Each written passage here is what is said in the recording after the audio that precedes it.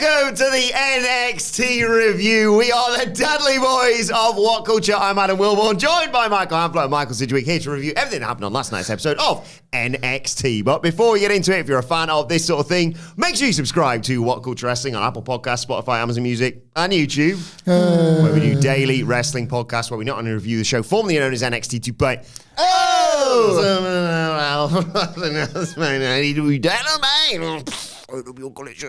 Pay-per-views, premium live events. We have interviews, roundtable discussions, and a round of the week complete with a bloody good quiz, of course, on Wrestle Culture. As I said, though, joined by Hamflett and Sidgwick to review last night's NXT. It was f***ing brilliant, wasn't it? I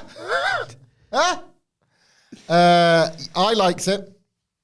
I had two shows to watch this morning, although wartime, and I picked this one first. So maybe that informs some biases I have towards this one. And way better than last week as well. Way better than last week. You liked the crowd, didn't you? Yeah, I did. If there's an option to do this NXT as a touring version of itself, taking it away from the PC or whatever, venues like this. Venues like I forgot the name of this Chesterfield venue. The Fat Coctery at the District in Chesterfield, Missouri. The Fat Coctery and places like it could be perfect. It's poetic for you, isn't it? Yeah. Just everything just converged last night. Everything converged. Yeah, I agree with Hamflett, really, that it was better than last week's show. But like an action figure version of Sheamus and Cesaro, it was a low bar. Oh, very nice. That's good stuff. That is good humour. Let's get straight into it then. Opening the show is the new NXT champion, Trick Williams. Big pop from the crowd. He comes down, says, let's get straight to business. They're in St. Louis. They are St. Louis? St. Louis, sorry. I don't know why it's because it's written like that. And they have Sexy Red in the back. NXT's reaching new heights, new cities, new network. His name is now Tricky 2 times because he's the Not new anymore. NXT. They're going back to the PC, aren't they? Yeah, next week. New NXT champion. But he knows what that means. He's got a new towel around his waist, and they are shocks in the locker room with their eyes on him, but that won't change anything. Wesley's in the crowd. He says, you're not the only one who had a career-defining moment last week. He shed unnecessary weight last week, and now he plans on becoming the Triple Crown champion. Trick says, hold up light skin, and says he's been down this road before and holds his title in the air. Lee says, yes, right now you're the face of NXT, but I'm going to tell you something that no one else has got the balls to tell you. You ain't it. I'm going to take your title and leave you in the dust just like your partner. Ooh. And then, sorry, I should say, Jey Uso's here. It's great, this bit. Nothing happens. He comes through the crowd. He gets in the ring, hugs Trick, gets on the mic and announces, main event Jey Uso is now in your city. Trick appreciates him coming out after his win last night. He says, I know you're tired, but we look good with gold around our waist. And if another bum tries to get our titles, we're going to whoop that Trick. And then the crowd eventually get a yeet, whoop that Trick chant going. It took a while, though. Took too long, if anything. Otherwise, perfection. Earnestly here, right? Because I know I always sound like a rat wanker me when I talk like this.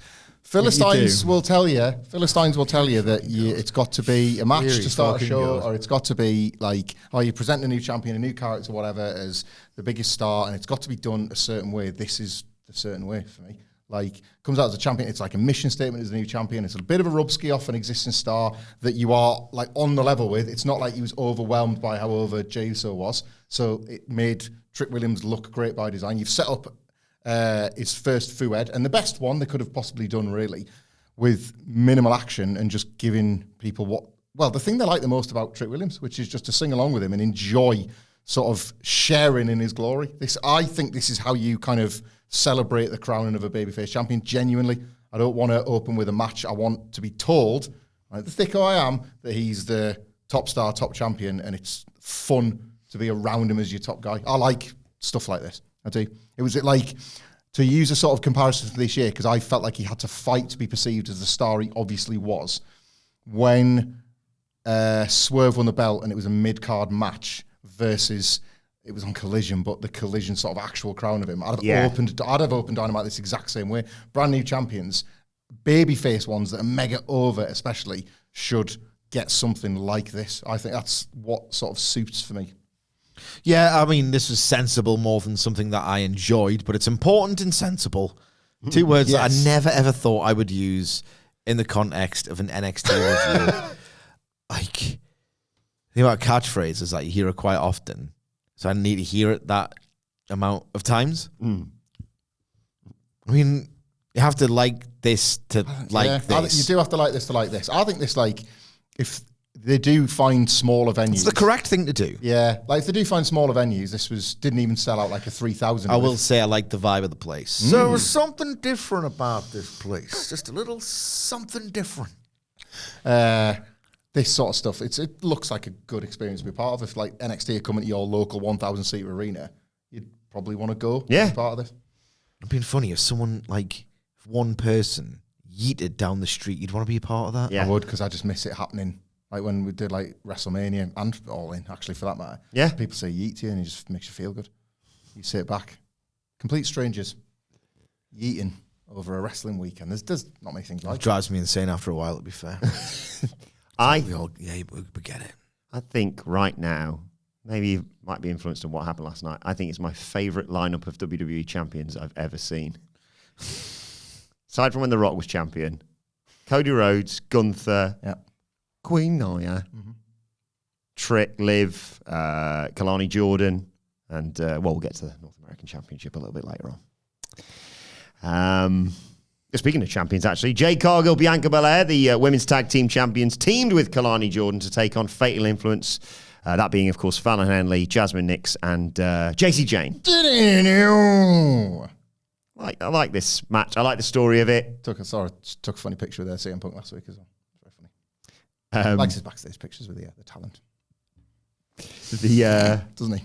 They hate next in line athletes. All of these are athletes from previous sports. It's a good story. Henley and Kalani Jordan start the match, but the heels make quick tags and isolate Kalani Jordan.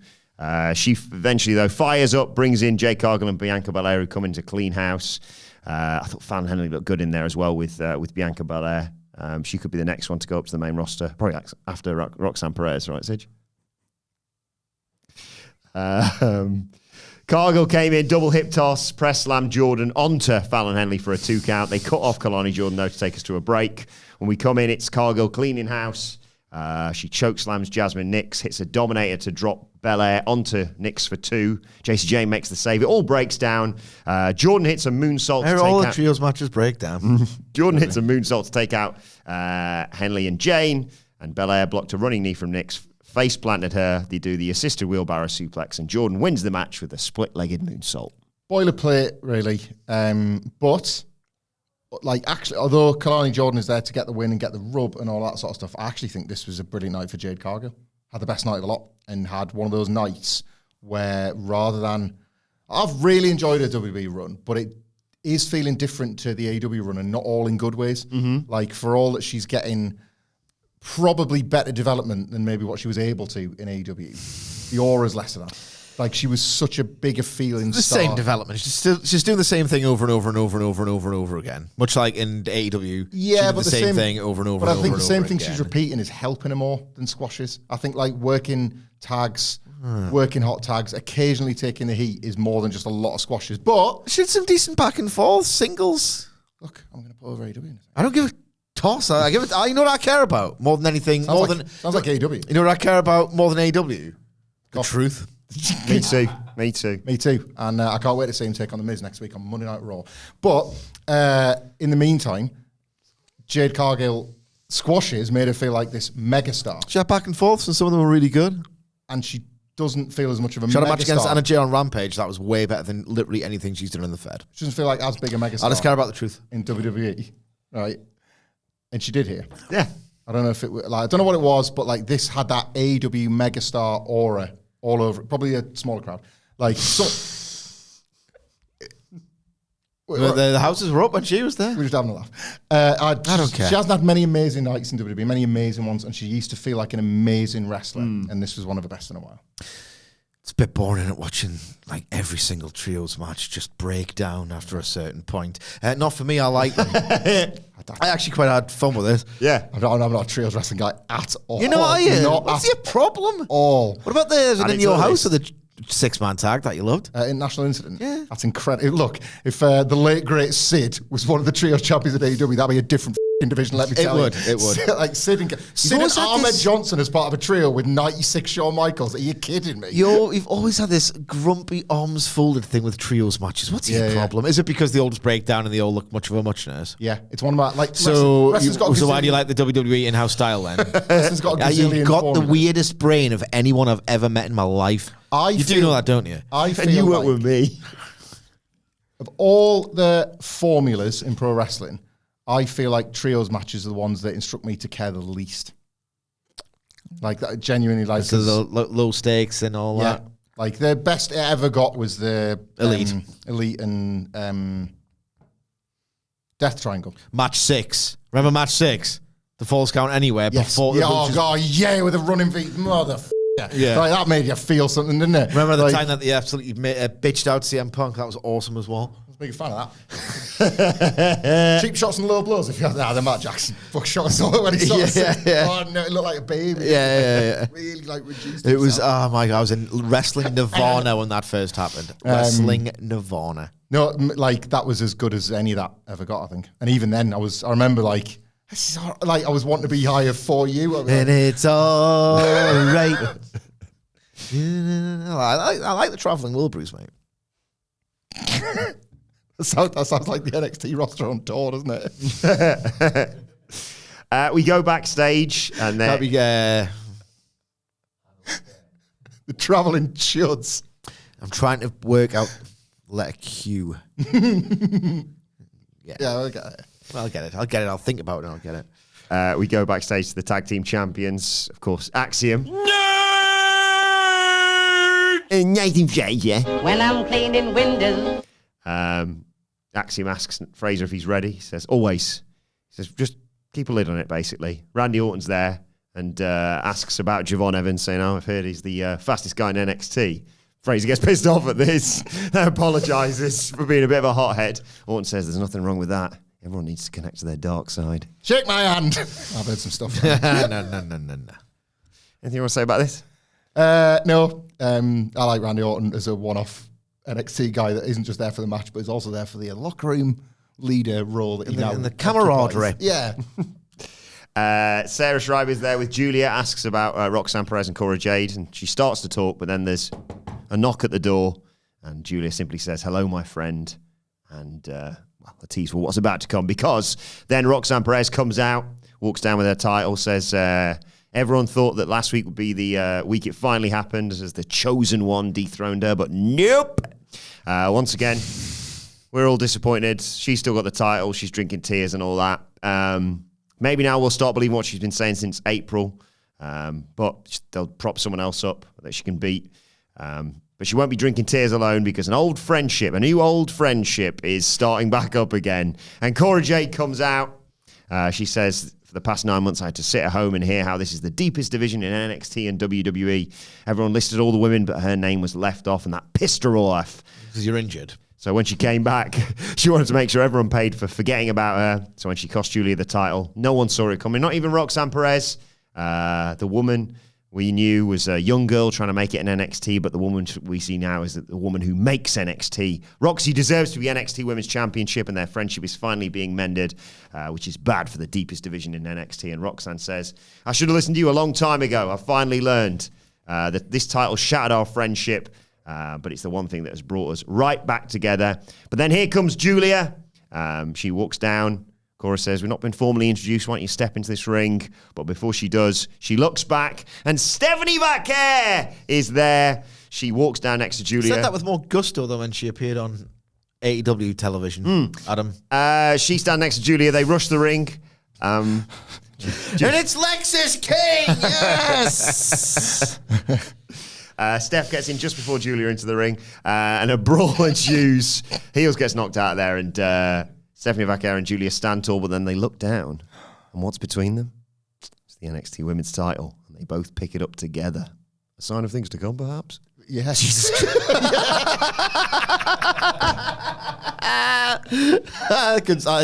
is good comedy, that. I've genuinely pissed myself.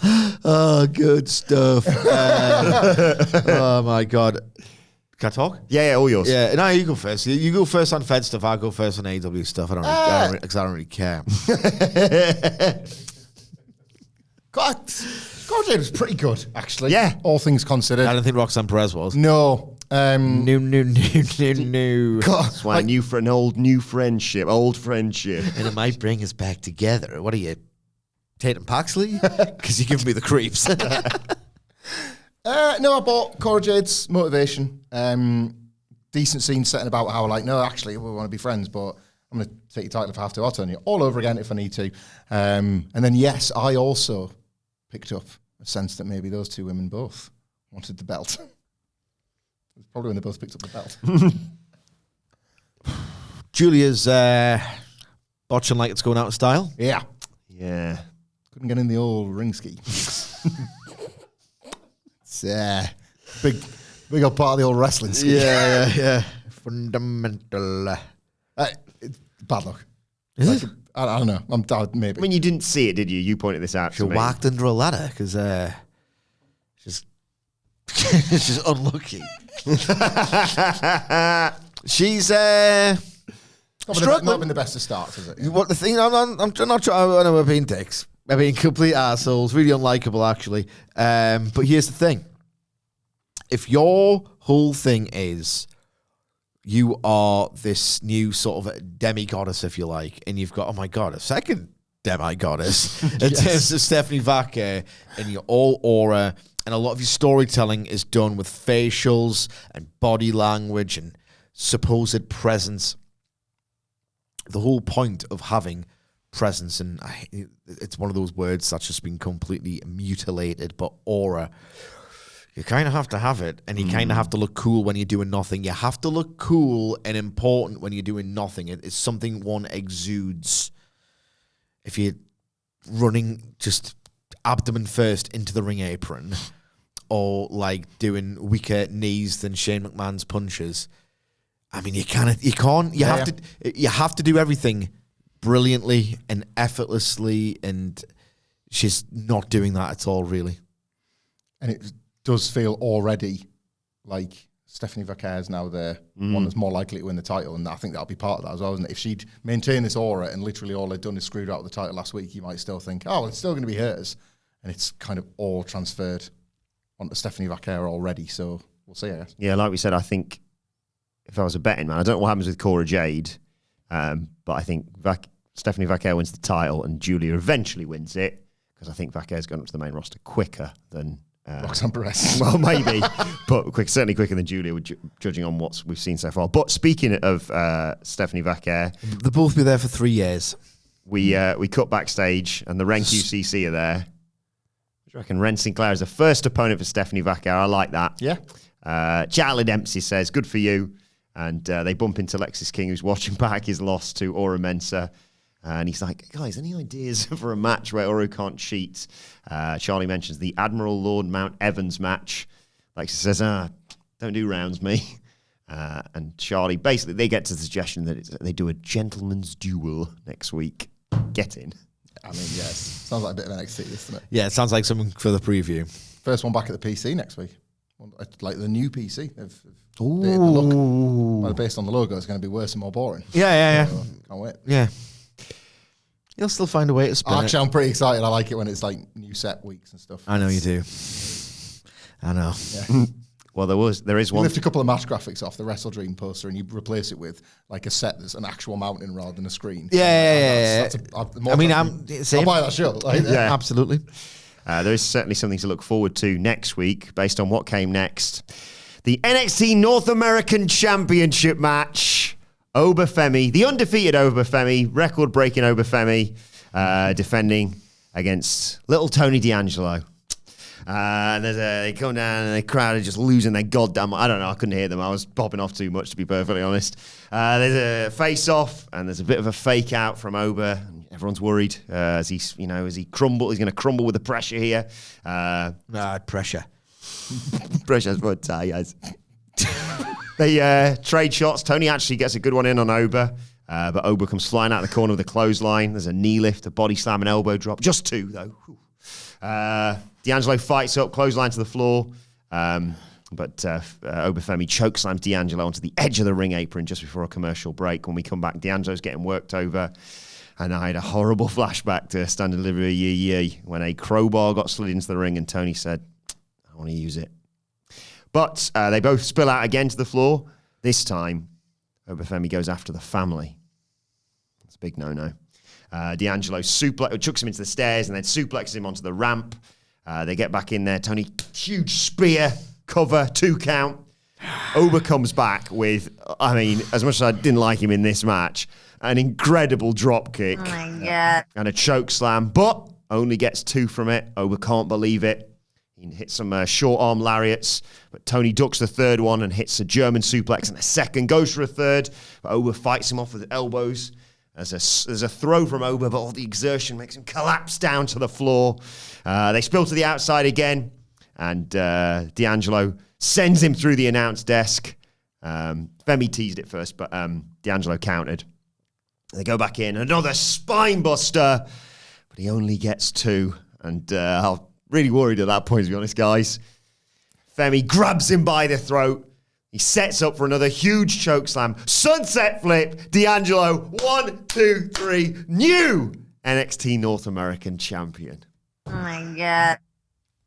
I mean, I'm not going to do a better job of recapping it than that, but I share your excitement because I thought this was a lovely old match. Like, Tony D'Angelo is starting to have good singles matches. He's probably had, like... So you agree, he's only starting. No, I'm just being a good co-host and just sort of supporting him. I disagree completely. I think he's had a sensational match since day one, since he appeared on the docks. Sensational match since day one. It was last night. I think he's had 3. Thanks, who you're dragging off. 3, like, memorable for me singles matches this year, which is the same number as CM Punk. Right, so Tony D, CM Punk. Right. And he's getting better as well. So he's improving into this spot. I've liked the story. It's actually like there's Rocky's a good picture. They have, right? There are some. It is. There are some Classic franchise. There are some naysayers. One of which is in this studio right now that suggests that this Mafia character cannot make it on the main roster. I don't totally disagree, but I think this conscious effort to humanize him a little bit ahead of the move that will one day come whether you like it or not is smart as well as helpful for Tony D. Yeah. Like, he's a more rounded babyface. As yes, he is fundamentally still a member of the Mafia, but he has learned that you've actually got to win wrestling matches. Apparently, just being a mafioso won't do it. You have to learn to wrestle. So, like, we've watched his growth in the ring. We've watched the Rocky story play out. So physically, he's built up to the challenge. Emotionally, he felt like he was a beaten man. We've watched him sort of rebound from rock bottom. Again, it's an atypical Mafia story, to say the least. But, like, bouncing back from, like, rock bottom to win this belt wouldn't have been the way I would have imagined Tony D would have gotten over as a babyface, and yet here we are. Like, everybody was with him. Like, this was proper, what wrestling should be, a late winner that you can manufacture. When we talk about how it should replicate sport, this was that. And the way they arrived at that with the knee falls and the spinebuster kick-out law, which we talked about, was something that they don't just give to anybody. No. It was going to matter this. Oba breaking that record to plant the seed, as we talked about in the preview as well. The seed of doubt is because he's actually, if you're going to beat him, now would be the time because he's etched his name in the record books. They arrived at this kind of perfectly. And if you'd have looked and had one criticism, it might have been, well, why not do it in the All-State last week? And they've even got lucky there because that was a crowd that did not give a toss about NXT versus one that did and genuinely felt like it was powering Tony to the win. Yeah, they would have had to come out and say, born just down the road, ladies and gentlemen, Tony D'Angelo. Loved it. A genuine, like, a success and a triumph and all that sort of stuff. But the Mafia guys won the belt as a babyface and it felt like pro wrestling real. I got a lot from this. I got a lot from this too. I thought it was really, really well done. Before I touch briefly on the match, I love Oba Femi's gear and what he wears on his arms to make them look even more huge. Yeah. His biceps. That's a business. That's a business. I love the start of this match, the beginning, and I love the goddamn end. The start when he goes that, and then Tony, like, you know, in keeping with the story, he's a little bit scared. He, like, sort of does that, and then Oba Femi, like, punk, pie faces him, and immediately goes to this swing. What do I always say? Make it look like you actually want to take someone's head off. Oba Femi looked like one take fucking heat off. Boom, and then Tony just ducks it. Instantly, it's like, right, you care about this, you're getting it. You get the story. You're looking like you've got the intent to do things, even if you're not actually doing them. I think Tony D did a flying nothing at one point, betraying that take. But, that's every wrestler does this virtually, so you can't really isolate Tony D for criticism.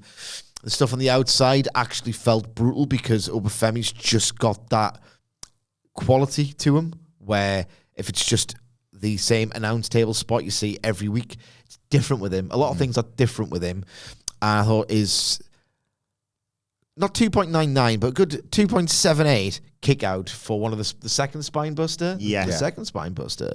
My brain chemistry is completely insane at this point. It was really well done. It was just a refreshing quality to this match. Like very, very refreshing, where it didn't strive for this like advertised dream match or this advertised banger.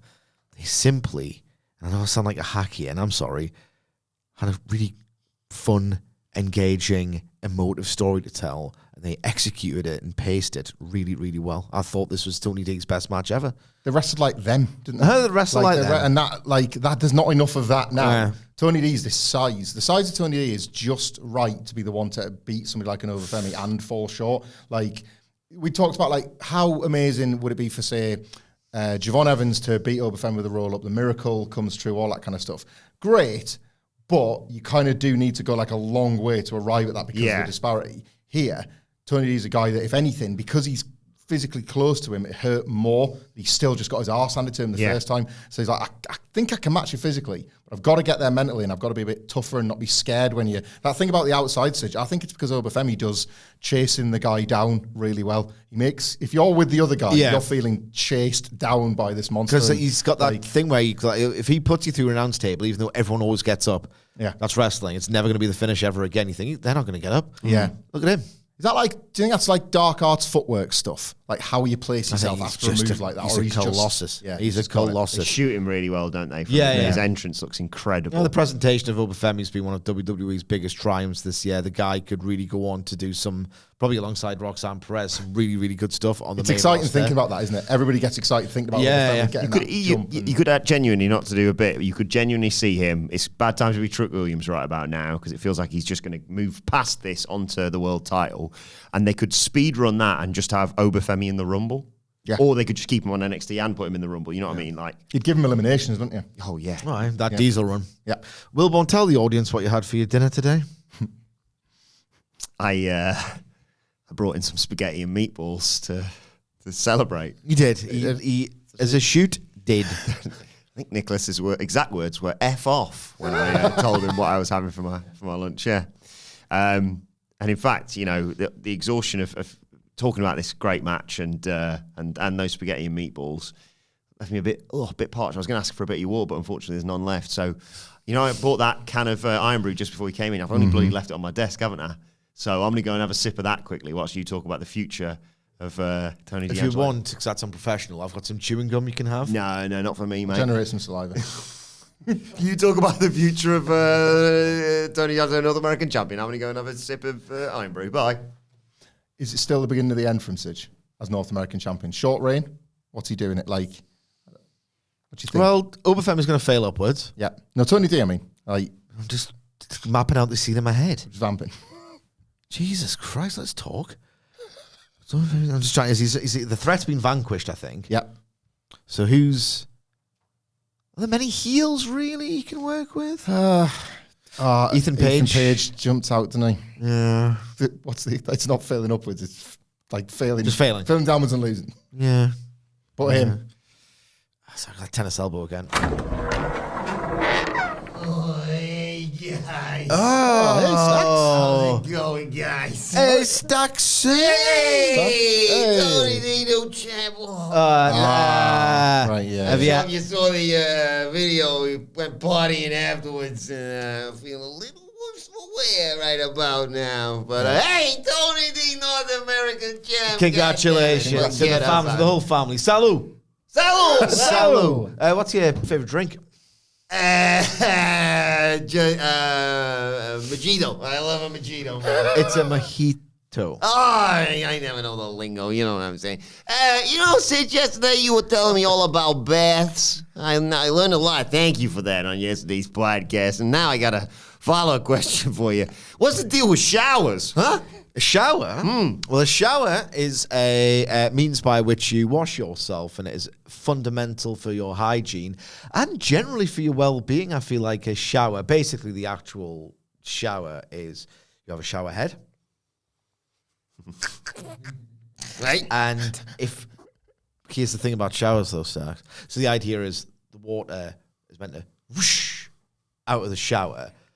It is absolutely critical for the shower to happen. It's like nice, clean rain on your head, and then you lather up with soap and do your shampoos and all the rest of it. A shower lives and dies on the strength of the water pressure. You can have an absolutely wonderful time in the shower, Starks, and I'm sure you do, providing it's an incredibly powerful gush. Okay? If it's a very, very powerful gush, you're in for a great time. You just feel so clean, you feel so fresh, you feel so nice. If you have piss-poor water pressure, where it almost feels like you're just being pissed on by a few different urethras, like, you know what I mean? Where it's just not very powerful. Like old urethras. It's the worst, though. Old urethras. And it's a terrible shower. Your hair invariably looks awful if you're in a shower with water pressure. So a shower could either be completely and utterly goated, Stacks, or just an incredibly frustrating experience that, in fact, because of the time of day, can in fact ruin your day if it's not good. So in a shower situation, there's some... You know how there's discourse and everything on Twitter? There's actually shower Twitter. Is there? I think there is. I've read people talk around shower Twitter, and I think it was a discourse, and it props up every now and then. Here's the thing. We might get a little bit too revealing here. What do you do with your legs in the shower? You don't obviously know about showers yet, so you don't have to answer, Starks. Do you genuinely put shower gel on your legs in that? Nah. Just let it run down? Aye. I'm the same after. Yeah. Hair, armpits, maybe some bonus shoulder, but after that... Whoa, well, hang on. I had some advice for the wrestling fans out there. A shower is a good opportunity to wash your arse. You've got to give it that Brian Knobs and just get the water in there. Otherwise, you smell. I'm doing a bit, guys. I don't think... This is an interesting conversation. We'll get back to showers eventually, but I feel like you've learned. Thinking about washing your legs, this is really stuck with me. Like proper like shower gel on the legs in that. I can't be arsed for that. Armpits, hair, torso, arse, gooch. Yeah, crevices. Privates. Yeah. What was that? Something else I was going to say. Oh, about wrestling fans. I don't think I've ever... You know, they always say, like, wash your ass. I don't think I've ever sat next to or been to a wrestling show with this apparently putrid stench that happens, right? I don't think that's ever happened. I've had wrestling experiences where I've dreaded, oh, God, I've heard the stink. It comes up on Squared Circle or whatever. I've had the most obnoxious people in the world next to me at wrestling shows. To the point where... you keep doing this. To the point where I really have to try hard for it not to ruin the entire goddamn thing, but I've never had a smelly. No, same. No experience of that at all. And this idea that the whole arena... Oh, it's a load of people rubbish. Paint this picture like, the it's a load of absolute rubbish. But I've had obnoxious, loud, performative people next to us. I'm like, oh my God, you're ruining it for us, man. If I want to pay a ticket to see you, I wouldn't be paying no money. You tell him, Sid. So... That's the deal with showers, Stark. Good to know that. I mean, I assume that's what Tony was talking about after he won the title. He said he was off for a golden shower. But I got a confession to make, guys. I do sometimes masturbate in the shower. Just feels good to come clean. Okay. 3 jokes, 3 questions for you. Question joke. Question joke number 1. Why shouldn't you let your Pokemon in the bathroom while you shower? Picture that. Right. Why shouldn't you let your Pikachu... It's Pikachu, Pokemon. Pikachu's probably got to be the punchline. Oh, because it'll Pikachu. Because it'll Pikachu. Off to the races. Anthony, actually, 70% of the people masturbate in the shower, and 30% of people sing in the shower, apparently. You know what the most popular song to sing in the shower is? Sucks. That explains a lot, actually. got it. Special joke number 2. I told you this is good humour. What kind of Boyd can you find by the shower?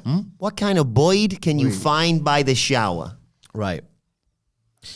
Cleanliness, water, pressure, hawk. I'm just doing a semantic field. Yeah. Falcon, eagle, Robin, sparrow, pigeon, seagull.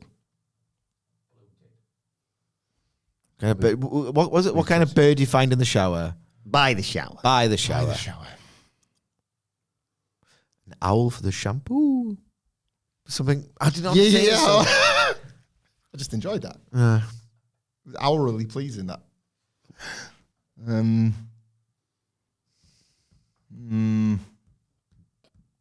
I can't think of anything here. So by the shower. Oh, hang on. You might have got the right bird there. Owl. Owl. Oh, yes! Second day in a row, Sitch. Question joke number 3. For the Hattie. What is the difference between my missus and a shower? Oh, God. What's the difference between my missus and a shower? Just say it as you saw. He's clean through on goal. He's blasted over the bar. What is the difference between my missus and a shower? One of them. Something to do with curtains. What? I'm getting into Stax' head. The size of the curtains. No, that's not the answer. I'm just doing bits. I'm just trying to answer this. The difference between my missus and a shower. Right, okay. What do you do in the shower? Get clean. Okay. What part of your body? Your hair. Yeah. What colour is shampoo? Lots of different colours now. Well, usually it's white. Oh, right, okay. Opaque. So I would say, what's the difference between my missus in a shower in a shower? I clean my hair with white stuff. My missus, she cleans her hair with my white stuff. The contrast, boys. That one. White stuff in your hair. Good night, What is the difference between my missus and my shower? What is the difference between my missus and my shower? One's a lot easier to get wet, but at least they both squirt everywhere. See you later, guys!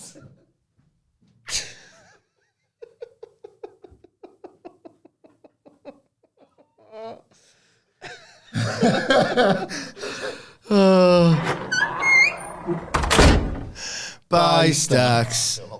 Oh, you just missed him again. Oh, you're joking. I don't wash my legs in the shower. I just felt like I need to get off of my chest either. What have you been talking about? Showers. Whoa, what are the chances? So, thirst quenched, isn't it? yeah, I feel absolutely fine now, thanks. We get a video from last week. Get off my chest. Lola and Jade are arguing. And there's Ava. She hasn't got the same. She's Rock's daughter, general manager of NXT, booking cook of the year. Lola tells Ava she wants Jada. Jada apparently has told Ava she wants Lola as well. And then Nikita Lyons just walks in. And Lola says she's got business with Ava, and Nikita says to chill, and that leads to a match being settled between the two of them. Tells her to touch grace. Yes. Well, the vibe felt awful when Nikita Lyons walks into shot. So if that was the intent, you got yourself a hell of a heel. Because I just felt like, ugh. It was just really uncomfortable. Sort of like, I don't know. Because did she finish as a babyface when she had the second injury? She had a rough go of it with those I think so. massive 2 knee braces that she's now got to wear. Like, she's still in her 20s. Like, it's a long career ahead where she's got to have the Steve Austin knees. Maybe not. I don't know. But, like, she just, that character, if that's 25. 20, like, knee braces for 25. Like, just bad vibes. That's what I thought.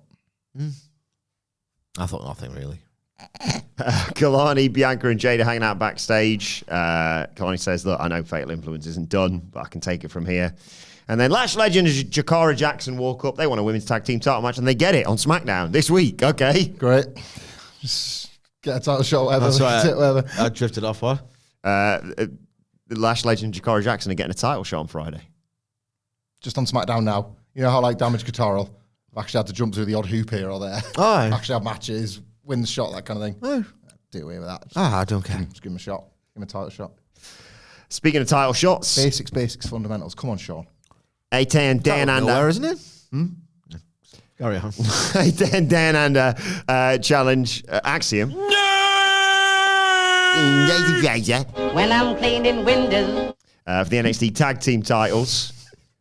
They're one of the best tag teams in all wrestling. They're great, aren't they? They are. They really are. They are fantastic. Yeah. Way up there. When we come back from a break, Axiom's in trouble, but the hot tag gets broken up, and A10 and Dan Under continue to isolate him. He eventually, though, shoves Theory off the ropes, hits a splash, and gets the hot tag to Nathan Frazer, who runs wild. Nice high spots from him. He gets a double DDT to drop the challengers. It all breaks down. Theory hits a spinning face plant for 2 on Nathan Frazer. Axiom, though, pulls Grayson Bloody Waller into a rear naked choke, and Frazer guillotines Theory at the same time, but Theory muscles his way out and drops Nathan onto the other two to break that up. There's a miscommunication between both teams, and in the end, Theory and Waller almost collide, but it allows the babyfaces time to recover. Axiom hits the golden ratio on Theory. There's a Canadian destroyer to get. I like that. I'd love a destroyer, mate. Yeah. So easily pleased.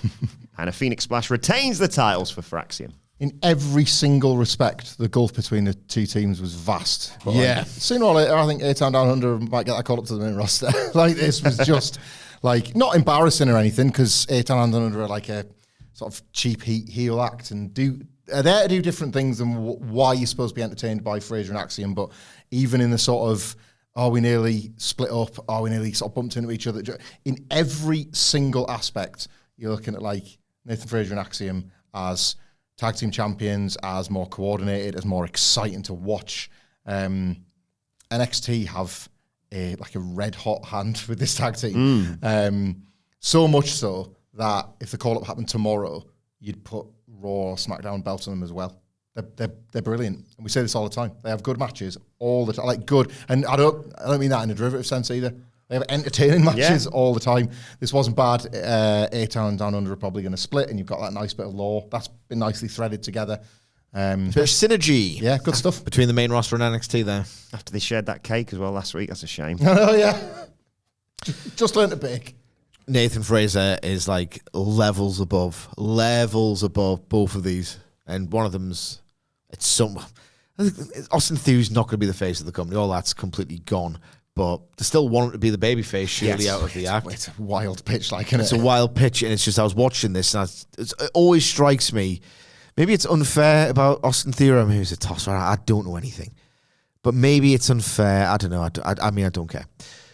That it's projected onto him, next face of the company. They see a lot in him, because every time I see him, I always think him. And then he had this sequence with Nathan Fraser. It's his mentor. That was his mentor. When I'm cleaning windows. And he just about kept up with Nathan Fraser and did some cool daft prelim stooging bumps for him. And I was like, that's your ceiling, mate. And you're not bad at this, and you're making Nathan Fraser look like he's 100 miles an hour, and he did a good job there. Even when this match went a little bit askew, I think there was a point when Nathan Fraser, pronoun war, does that springboard backflip into the reverse DDT. Yeah. He kind of overshot it, or there was some kind of positional error somewhere, and he had to lift him up, but it just felt like he was just too fast. I don't know. Nathan Fraser's special. Absolutely special. Axiom's awesome as well. Yeah. And the rest. We get a video recap of everything that's gone on at Chase U. Oh! Teachable moment! With Rich Bloody Holland. He says that's the price you pay for mediocrity. But Riley Osborne attacks him from behind. Taking the f***ing piss. I mean, he'd be lucky to be called mediocre, him. He's He's bad. He's bad. He cannot do real bad. He cannot do anything except the odd power slam or whatever, like a tit or whatever. I'm not a tit, though. I think of you, my daughter. And then he does nothing between those incredibly basic moves. Yeah. Good stuff, this, isn't it? Mm-hmm. It's just established it's less than mediocre. No, because obviously they're going to be out of hospital soon, and then we're so back. Yeah. Chase you. What's this? What the school's going to go into disrepair, though? Well, yeah. Maybe it's been, when they fixed the performance centre. Actually, no, they've literally just done that, haven't they? Like, Rich Holland funded it when they won the What belts. school's in disrepair? Chase you. Did they use that Tory concrete? Yes. Remember that? Yeah. Anyway, I was absolutely bricking it. I was like, they used some concrete back in the day that is not A-OK. And I'm thinking, oh, God, I was another 3 months. They need to be in the school. They need to be in the school. How many, your junior school, like half the school made of porta cabins? Yeah. Because ours was. My secondary school was. Supposedly like a temporary solution. It's like, I don't know, we just live here now. It's just, We had our maths. We had porta cabins for like math, calc, and trig.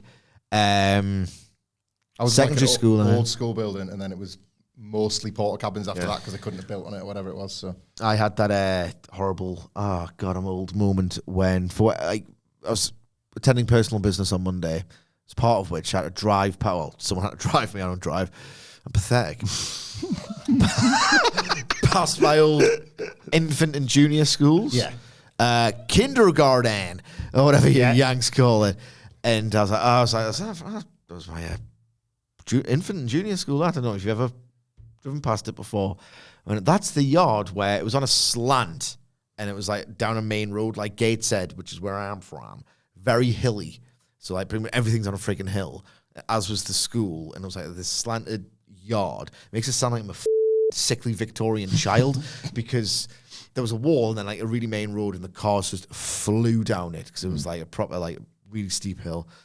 So they wouldn't let you get football purely in case like you'd get bollocked off your mum and dad and thought, if there's a chance that football hasn't rolled down the hill and it's gone into a garden because there was like houses opposite.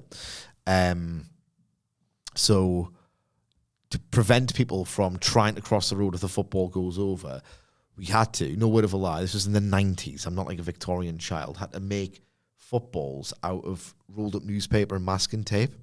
Okay. So you'd have no attachment to them. So if it went, you'd be like, all right, okay, well, that's fine. And I was like, that's where I used to play football. And in my head, it's like this absolutely gigantic yard. It's tiny. They're tiny, aren't they? Infant schools are tiny. It's like the junior school as well, like the yard in the junior schools. It's so small. Yeah. It was the biggest thing in the world. Was it? Once upon a time. Those playgrounds, man. I'm Warrior, you're Hogan. And it's pretty much I'm Shearer, you're Ferdinand. I was going to say, we're at work. We're all at 30s fact. I'm Warrior, you're Hogan. I'm Kenny Omega and you're CM Punk. Yeah, no changes, man. Oh, God, I felt really old. Come back here in our 80s and look at this studio. It looks so small now.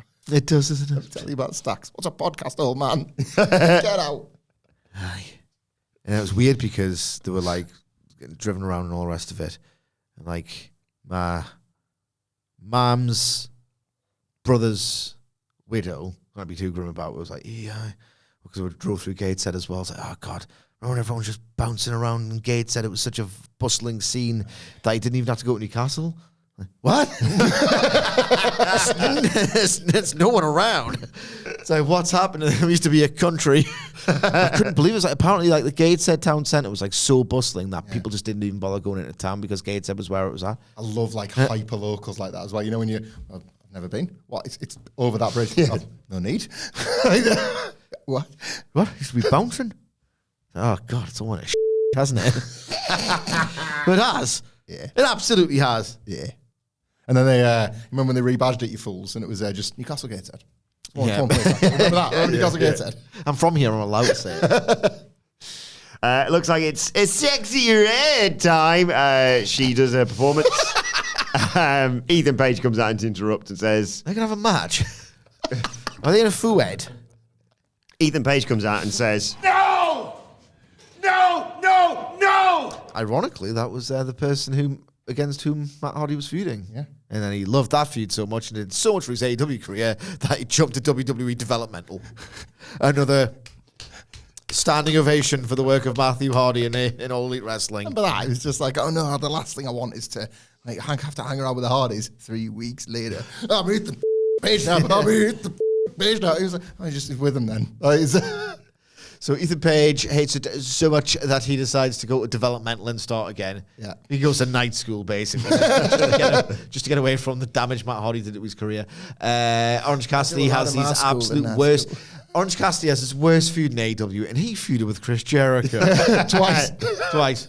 Isaiah Cassidy is in the tag team title match at Wrestle Dream, and quite frankly, people are like, really? Private Party? What a stellar run Matt Hardy had in AEW. So that popped up on my... memory lane. One day turn up here. Oh, God, I hope so. He popped up on the... God, because you know what the trend is, don't you? What's that? The best month of your life. Think about it. It's April 2025, yeah? Yeah. The Rock versus Cody. Oh my God. Seth Rollins versus CM Punk. Oh my God. So many great moments across WrestleMania weekend. And then on the Raw after WrestleMania, the Hardy Boys turn up, and then slowly but surely the rot sets in. That's what happened to my beloved AEW. I'd retire after WrestleMania 41, I think. Just call it. You see they were chasing the Joe Henry pop? Oh, God, that's what I was about to say. It popped up on my Instagram feed yesterday. What's going on? The thing where it's the Hardys going, yeet, delete, yes, I believe in Joe. They've done like all the catchphrases, but in one thing. Yeah. It's a nightmare. Well, they did like a 6-man with Joe Henry and TNA, and they were on there, like clapping. Oh yeah, like a Hardy's mega mix, and you see the look in Matt Hardy's eyes. He's like, "Done it again, Jeff. We found a hard act again, Jeff. Well, we still wrestling, man. We're just clapping. Mom, is this a bump?" Remember on the build to Double or Nothing 2022, important context, and the build, I think, I might be getting this wrong, but the build to Double or Nothing 2022, Matt Hardy was asked, the Trios division looks like it's heating up, and it was because obviously they launched the titles, like what, a month, the next pay-per-view cycle. It's like, hey, who do you want to form a trio with? So off the top of my head, Wardlow. You know, he was like, all this awesome stuff, but I think I might be making that up. I'm fairly certain I've dwelled that from somewhere. And then, Mr. Matt Hardy, I think AEW, I think that's more interesting having 5-star matches and really good stories and characters. You know what match he pitched? Best of 7 with the Young Bucks. He was the one team that can make them look like they're able to move. I see you like matches now. You like them so much that you want a maximum of 7. Because it would be. Somehow they'd lose 4-3. So that involves beating the Young Bucks 3 times. I thought you didn't like matches, but it appears we like matches now, do we, Matthew? Okay. Hey, you never know. Jeff, kiss my ass. Jeff Hardy may make an appearance in NXT before this month's out. Don't rule it out. Yeah. So Ethan Page interrupts Sexy Red's concert saying, "Ma'am, your concert is cancelled. That's what you get for interrupting me on Raw last night." He says he's not been champion for 1 week. It's all falling apart. Trick has got a title. Sexy's got this concert. Wesley thinks he's a #1 contender. And Javon Evans thinks he can fight in the main event. I'm not leaving until I get my rematch. But here comes Javon Evans. A nice reunion for Sexy Red and Javon, of course. And Page says, "I don't care. You're wrestling Orton next." And he attacks. But Javon Evans dodges and knocks him to the floor. And then has a little bit of a dance with Sexy Red. You were downstairs getting your drink. But me and Sidge... posited the prospect of angry at the world, Ethan Page possibly being a challenger for Tony D down the road. Ooh, yes, please. Trying to get back in the title picture. Or, and even as I hear these words now, brain chemistry ruined, etc., like maybe we'll get called up to the main roster. Maybe the NXT thing was just to make a point, like make a bit of a cynical point, get him down there. Tried to pitch himself to Postman Pierce, didn't he? Yeah, strap himself up straight away, and he's a perfectly like sort of like ready utility guy for the main roster. So maybe it's that. We get the Punk thing as well. Yeah, another vignette of Delta on the road to coming to NXT, obviously. Halloween Havoc is the date, isn't it, on the thing? So. And speaking of which, next week, the Halloween Havoc wheel comes in. The spin the wheel, make the deal. Oh, my God. Gargano must be buzzing for that. Yeah. He like wheels now. He made it with wheels because he won the North American title by doing a springboard kickoff one. Yeah, he likes wheels. That was decent. Why did he hate wheels in the first place? They were working against him, but I can't remember how. I think the original spin the wheel, make the deal was a gimmick he didn't want. And he gave him a scary stipulation. Yeah, he was like, bloody wheels. And then didn't like Shotzi get him with a tank one week. And he was like, fucking wheels, man, they're everywhere. And gradually over time, he grew to love them. Main event time, Randy. I like that. I liked it too. Like, it's 2021 NXT desperately needed that, I think. Finally a bit of patter coming around in Halloween season. Main event time. Javon Evans, as I said, facing Randy Orton. What happened to Johnny Gargano, man? What are DIY doing? They were in that ladder match on Friday. It was genuinely really good. They were like sort of number one contenders to the tag belts, but they get their asses handed to them a lot. Like there was one week where not over really. Not really. They were supposed to have a match and they got beat up backstage. And was it the Street Profits that took their place? Yes. And then they ran out, like kind of hobbling a bit to try and help out at the end, and just got their asses kicked again. Twice. I'm not sure if that was even Jacob Fatu either by the end. I think it was just like, just Tonga just kick her out. Do you want to run at Tonglo's fist? So Orton, yes, is very wary of the speed of Javon Evans. He knocks his springboard out of his air and does a little finger wag at one point. He backs him in the corner and pats him on the head. But Evans fights back with a big drop kick. There's a super kick in there as well, and Orton has to bail to the outside to take us to a break. When we come back, Evans goes for a dive. Orton blocks it, drops him on the announce desk, and again, and he doesn't move. Again and again. He sort of apologises to the commentators for smashing up their desk and presumably ruining Booker T's DoorDash order or something. I think there was a reference to that on this show, but I can't remember where it was. Anyway, Evans flies into a comeback. But Orton cuts him off. It's a draping DDT. Teases the RKO. Evans counters, though, with a super kick. And he springboards into a flying cutter for a nice 2 count. And it's all set up. Here we go. He goes up again. And a spinning, jumping, twisting move that clearly was meant to land in the space for an RKO. It's a springboard double corkscrew. That was it. Thank you. If that gets hit, they've done it. They've just done the best RKO ever, haven't they? However, he just crashes and burns. And Orton just picks him up, RKO's in 1, 2, 3. There was a nice moment afterwards, which shows you how much Randy Orton's changed, where Javon Evans obviously was apologising. Like you say, it's such a preposterous move to pull off. He was apologising, and Orton was basically saying it's fine. I love how that's the narrative. Oh, it's just too ambitious. Well, yeah, I suppose. If it happens anywhere else, I mean... That's fair. It's open season. Aye. I think it's because people like Javon Evans as well. I think there's an element of that where it's like... my response was... it was funny. It was funny. Botches are funny sometimes. You don't, not in a cruel sense. It's just like, that was the big thing, and the big thing didn't work. But like, I'll never do that, ever. No. Do you know what? Botch aside... Well, kicking him while he's down. I didn't think much of the match, truthfully. It was 8 minutes and out. Yeah, I had quite high expectations for this. Because it was good matchmaking on paper. And I love this incarnation of Randy Orton. He's massive. It's really funny to me. It's very entertaining to me how swollen and like sort of like excited he is to be as jacked as he is. He's like... Bits of him are still tanned, like wrestler tan, and then there's some bits that are growing as he's wrestling that go pink, and it's like, wow, look at this guy. It's 1990 again. But it just never really felt like it got going. This is a Randy Orton match, mate. And that's, I was like, the one thing Randy Orton doesn't seem to have much anymore is Randy Orton matches. And yet, he does. And yet here this was. John Evans is not ready, and sometimes when he does some really cool spots, I think that he is, and I get worked into thinking he is, and they positioned him really well in tag matches and 4-ways and the like, and this was just, not yet, but your cool spots. He won't be 21 until after WrestleMania next year. That's wild. Yeah.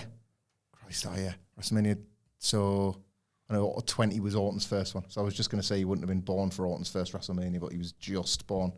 It's sick, that, isn't it? That's wild, isn't it? If I could describe this match in one word, that word would be karmic. All those years of WWE telling you that Randy Orton is this absolutely gigantic megastar, liquid smooth in the ring, legend in his own time. It's just a lot of empty rhetorical bollocks that a company in the position of a monopoly was able to spout. I'm not saying he's the most overrated guy of all time. He's up there for me. He's absolutely up there for me. He's done some stuff that I've really enjoyed, but probably one of the most overrated guys of all time, in both the usual sense and that observer sense of way more pushes than your talent and your sort of popularity really, really warrants. Just comic that he does 8 minutes, right? 8 minutes in a downsized arena for a match that exists for one spot and one spot alone, and they don't get the spot right. Schadenfreude, karma for me. Didn't sell it out, did he? No. Like, couldn't sell it. He never was a draw. It was always a lie. Yeah. I'm not trying to be too much of a cock here, but there's an element of just total and utter marketing all along with Randy Orton. Cena and Orton, Cena and Orton as Rock and Austin was a myth, wasn't it? They were Cena drew. The idea that there was two of them at the same time was always a myth. Wasn't Always it? a If anything, myth. it was Batista, and even he was leagues below Cena in every metric that mattered. You know, like just the disturbing truth behind Randy Orton. You are right, by the way. Orton was in his first Mania before Javon Evans was even born. He was in his first Mania before March 14th, 2004, WrestleMania 20. Javon Evans was born 29th of April, 2004. Oh, of course, yeah. I did before my birthday. Jesus Christ. So hang on, he turns 21 the day before I turn 40. That's really troubling. We're all in our 30s for now. We're all, on his birthday, we'll all be in our 30s, fact. For the last time. Oh, wow. Just before the show goes off the air, though, Wesley and Ethan Page are in Ava's office. She hasn't got the name, she's Rock's daughter, general manager of NXT, and she announces a number one contenders match between Lee and Page for next week. But also, she's been so impressed by Javon Evans in the main event. Yeah, we need to get to this. Also, we're so impressed with Javon Evans. It's a triple threat. Number one contenders match for next week. So, yeah, Javon Evans, Wesley, Ethan Page next week. Javon Evans got his title shot on account of his defeat and missed move. So I feel sorry for him. He's a young guy. But the booking's bad. Like even if this match had, the booking and cooking here is bad. Even if it had gone well and he loses, she's like, I like the call that loses jib. In you go. Title match for you, mate. It's bad booking. If it was this like incredibly agonizing, close, like well fought 20-minute, not that length matters.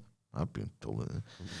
But you know what I mean? It didn't feel that hard fought, did it? It didn't feel like he impressed and defeated. And we put him over all the time. Like, absolutely. I love him. I love John Evans.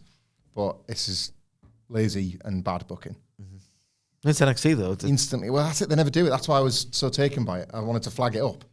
Fair and balanced, and this show almost never does this. Weak plotting.